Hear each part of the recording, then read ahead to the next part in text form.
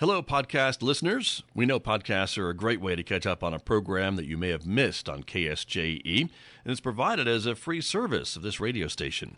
But you know, KSJE is now listener-supported, and so while you enjoy this podcast, we hope that you'll also take some time to join KSJE.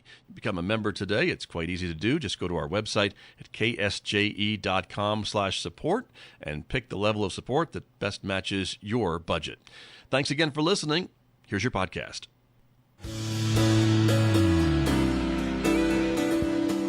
Now back to Studio A and the award-winning Scott Micklin Morning Program on KSJE.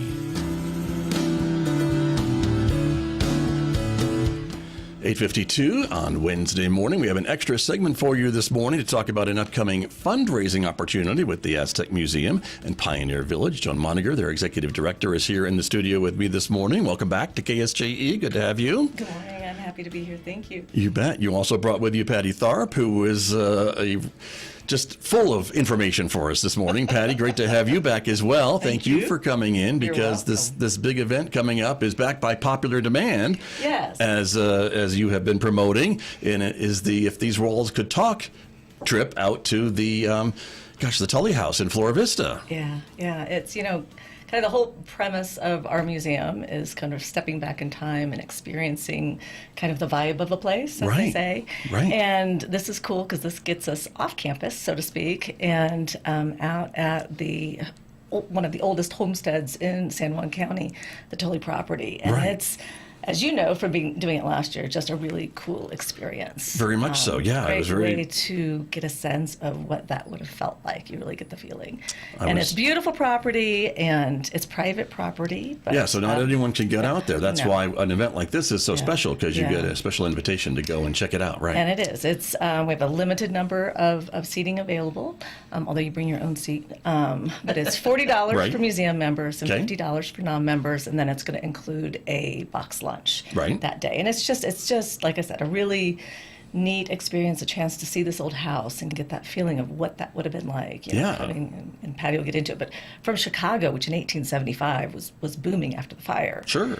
And these people are coming here to this middle of nowhere, and just how I think for all of us coming out here, it really just grabs you. Not a lot established here in things didn't work those out years. Exactly the way they thought it would. Very true. And this is coming up a week from Saturday, June 6th. Yes. So you can get your registrations in and reservations, because I know last year I was very lucky to get in because it sold out. Yeah, it did. So limited seating is limited. Your seat that you bring is limited. Exactly, and that's why we did it again, because we had a lot of people who said couldn't get in, or it was a bad date. So it's June 6th, and there are still some seats available. And we would like to sell out again, because it also helps the museum. There you go. That's right. It's a fundraiser. And we're so lucky that we have Patty doing it again, and a surprise visitor too, I guess, this year. Nice. A surprise presenter. So. Very cool. And Patty Tharp has done a lot of research on this property and life in San Juan County during that era. And so I know you've discovered maybe some new things to share this year. I don't want to give it away either, right? But what have you got to kind of share this year? Well, actually, the presentation will be very similar to last year. I did have the homestead file last year, but I thought I would just share it with you today. Okay. Because I just find it absolutely fascinating. Right. These so old anyone documents. can get a homestead file from the National Archives if they know the land description and the certificate number. And you can go to GLO BLM website and look that up. Interesting. And then you can fill out your application for at the National Archives. All of them, it's a set fee of $50, and you don't get a whole bunch for your $50 except this treasure trove when they describe their property. Okay. So Frederick Tully from Chicago came, and it tells the exact date that he established residence, which was September 21st, 1877. Okay. Now, this area had only opened up in 1876. And I'm just blown away. How did he ever hear of this place? Because there was no Aztec. He wasn't listening to the radio? Not for another 60 years. And I Googled it. They had to drive to Durango for provisions at this time and the mail. Yeah. So anyway, I just... It was pretty remote. It blows my mind. Is what you're saying, yeah. But it was beautiful, fertile land along the Animas River, 160 acres. And when he came in 1877, I'll read what he described in his homestead final papers. Okay. But when he came, it hadn't been surveyed yet. So the people were squatters. They could not file for a homestead claim until the area was surveyed. And that was done finally in the early 1880s. And then they would go to Santa Fe and pay their $16 for a filing fee. And which was a lot of money. Which was a lot of money. Right. But 160 acres for free if they established the residency for 5 years and cultivated and built a house and so forth. And I guess that was the allure, right, of getting this much property, this much acreage for free, near water, you know, that you could farm it and whatever, but all you had to do was establish that residency. There were some rules you had to follow, but the cost was pretty inexpensive. All things considered. Yeah. Yeah. So when you look at the picture of the house, which we see on the screen, it was built in 3 parts, and I always thought that the jacal, which is the picket fence, upright pickets that were stuccoed in all around, I always thought that was the first part original. of the house. No, the original part is the log cabin, and I'll read that in just a minute. That's the little portion we see off to the right-hand side of the photo here on the screen. Correct. And then, of course, the frame upstairs was added last. Okay. So anyway, when they go to make their final proof in front of a judge at the land office, they're asked a lot of questions, and including when did you describe said house and other improvements, I can do this because you're not seeing me, which have been placed on the land, giving the value. And he says 1877 established the residence. The cabin is a log cabin with 3 rooms, 2 rooms 16 feet square, and one 12 by 14 with a corral, a root cellar, cultivated land, a fence, and 2 or 3 acres are already in fruit trees. This was in 1884. Okay, so he'd been there for a while. He'd been there since, but he couldn't file until the survey was done. Right. So usually that was a delay. Right. And he said it was worth $250. Wow. And it asks, have you ever left the property? And he says, well, at different times I've been absent just for several months, never over for 6 months, because that was another qualification. Right.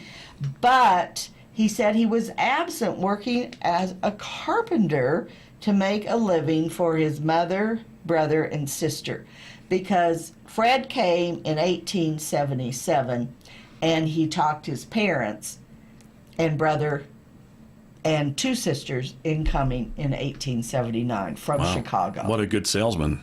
Yeah. And his mother, Anna Helena, always said she brought the 2 firsts into San Juan County. The first piano and the first, help me, Joan.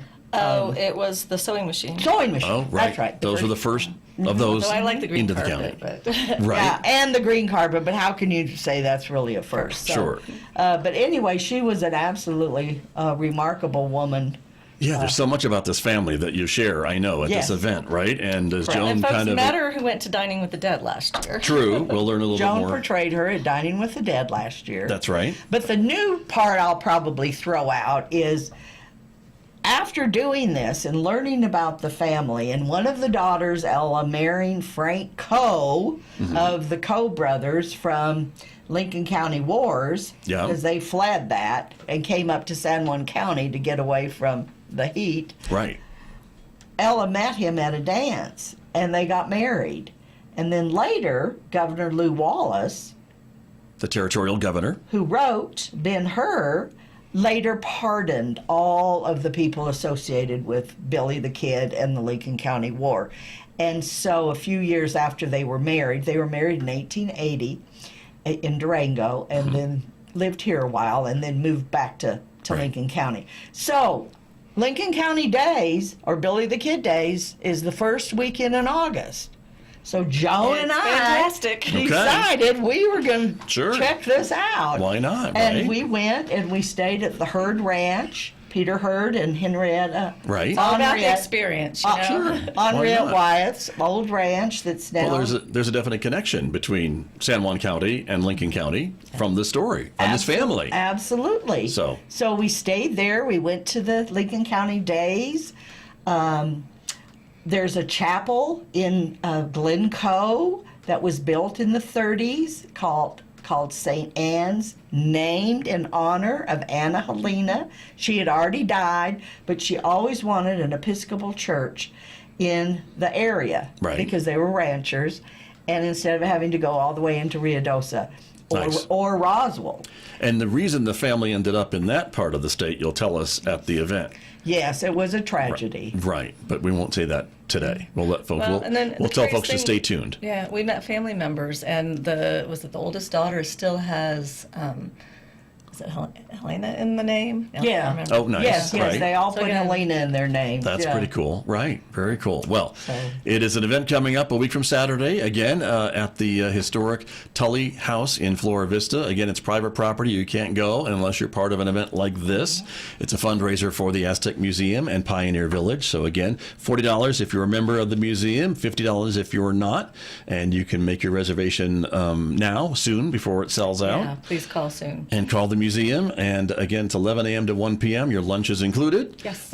Bring a chair and Agent Brown's Cafe. there you go. And enjoy some great local history. And it's really amazing to get out there and you really get the feeling of kind of how it was back in 1877, just with the rolling fields and the river, and in the distance, if you have good enough eyesight, you can kind of see an old railroad bridge Maybe you can from hear the some train. piano music. you Maybe know? some piano music if you really listen carefully. It's an enchantment. there. Exactly, and that beautiful fireplace mantle is still there in the house that you can Yes, see. painted as you- green, probably to match the green carpet. the green we carpet think. that they had. That's right. And so anyway, it's a really special place, and I'm so glad you're doing this again for folks to be able to go out and check it out in person. There are some beehives on the property. I know you always like to Yes. let folks know they're pretty, I think, well behaved. If you don't bother them, they really don't bother you. Yeah. But just so you disclose that Yes, they're I do that. around. Right. So And Those one allergies. quick thing, Mm-hmm. Scott. A lot of people ask if there are Tully descendants in the area to this day, and there are none.